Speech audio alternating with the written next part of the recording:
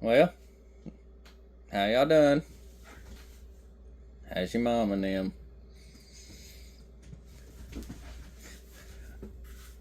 Guys, what you're looking at before you, y'all might already have an idea.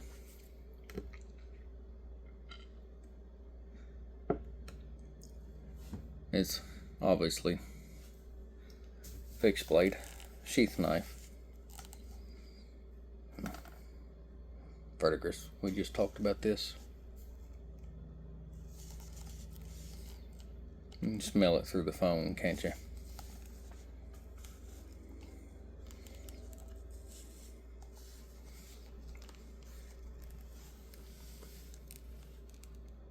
Made in Canada.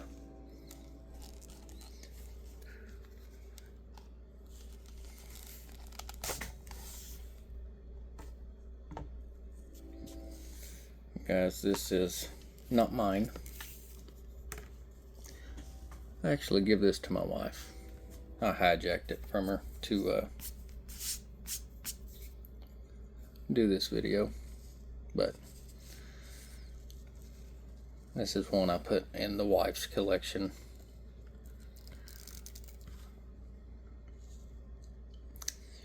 She liked it, thought it was cool, thought it was pretty, and you know, it's got a smaller, slimmer handle. It fits most people's hands really well, but especially her hand. We haven't used it just because of the condition it's in.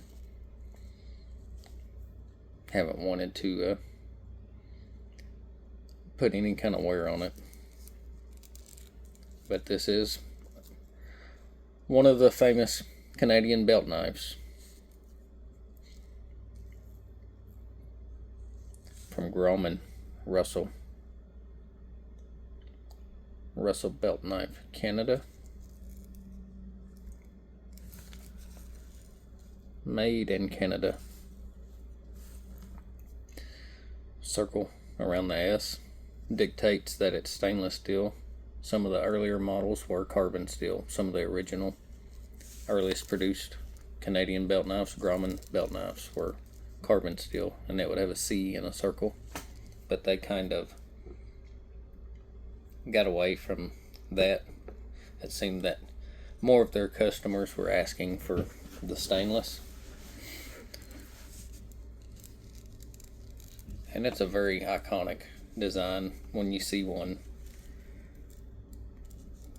or one of the many copies. There's been a lot of companies copy this design. I've even heard of some coming in from Germany, but there's a lot of Chinese and Taiwanese and imported Canadian belt knives that mimic their overall shape.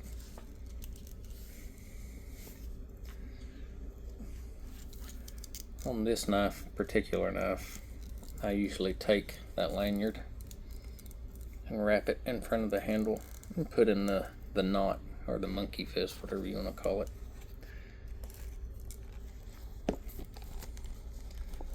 To where when you slide it into the sheath,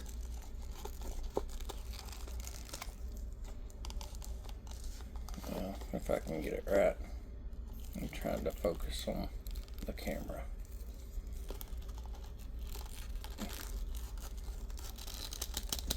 It pushes that knot to right in here below that snap, or that rivet, whatever you want to call it. And it leaves quite a bit of the lanyard poking out, but man, it locks that knife in rock solid. It's not going nowhere, and still gives you some tail, a little longer tail to grab onto to pull the knife out instead of just grabbing the tip of the handle. But man, it makes you afraid you're going to break the lanyard getting it out. But it locks it in that sheath super solid. solid enough to string leather out with it. But these are relatively cool, and I just hung on to this one when I come across it. I think I didn't give but 20 or 30 bucks for it, and for the condition it was in, I'd say that was a steal of a deal.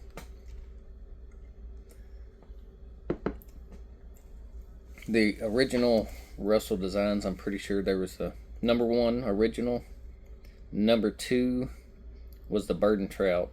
This is the number 3, which is the boat, army, or yachtsman's version.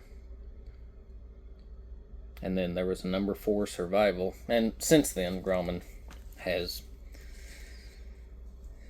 a whole lot of patterns. They're still in business today. They started officially opened in 1961, and they're still going, still family owned. But Russell, D.H. Russell, was an outdoorsman and was tired of seeing imported knives in Canada, and he set out to find someone to team up with somebody and build true Canadian made knives. And Russell designed these Canadian belt knives, but Rudolph Grohmann was the actual owner of the cutlery company. And like I said, they're still in business today. They offer a lot of patterns and fixed blades. They have some folding knives, lockbacks, and slip joints. Not near as many of the folders, mainly fixed blades, but they offer knife kits for the belt knives. You can assemble your own. I mean, they've got some really cool products. I would suggest y'all take a look at them.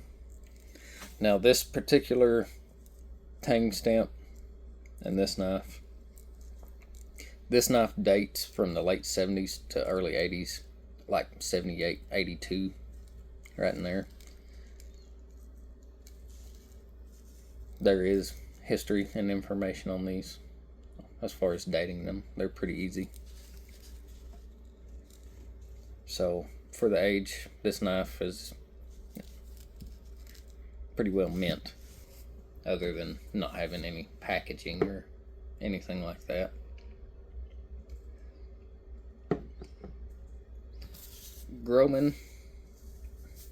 Rudolph Grohmann and his family were originally from Czech Republic,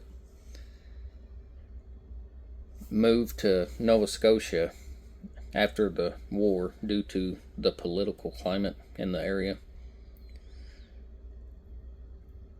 Worked odd jobs. No, I say odd jobs. He was pretty well a metal worker. Made artillery shells for the Korean Wars and worked in a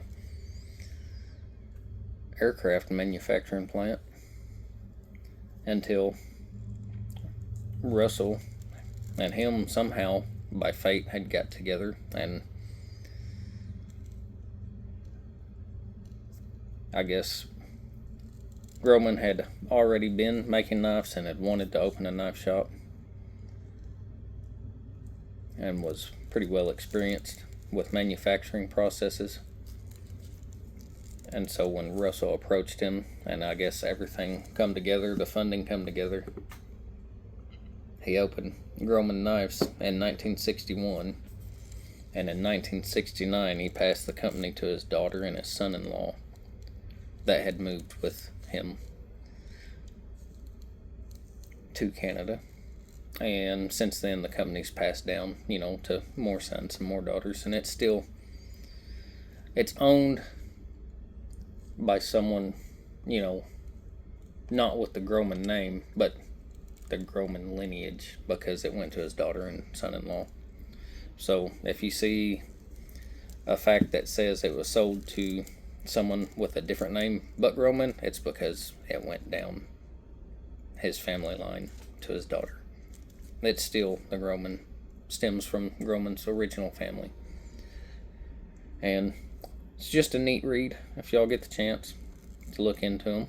You can still purchase them today. A lot of copies, a lot of knockoffs out there. So do your research before you buy one. They're really light, really handy as far as food prep and everything else goes. And like I said, they have some really neat patterns and what looks like some really nice folders.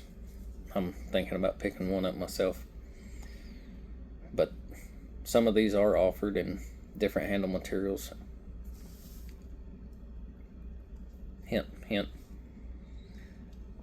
And that's why I'm really thinking about picking up one of their folders. It's because of they offering them in stag.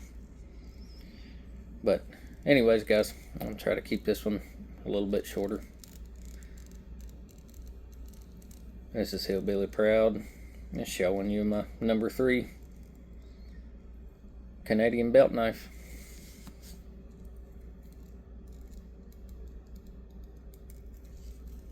Appreciate y'all checking it out. Y'all have a good one.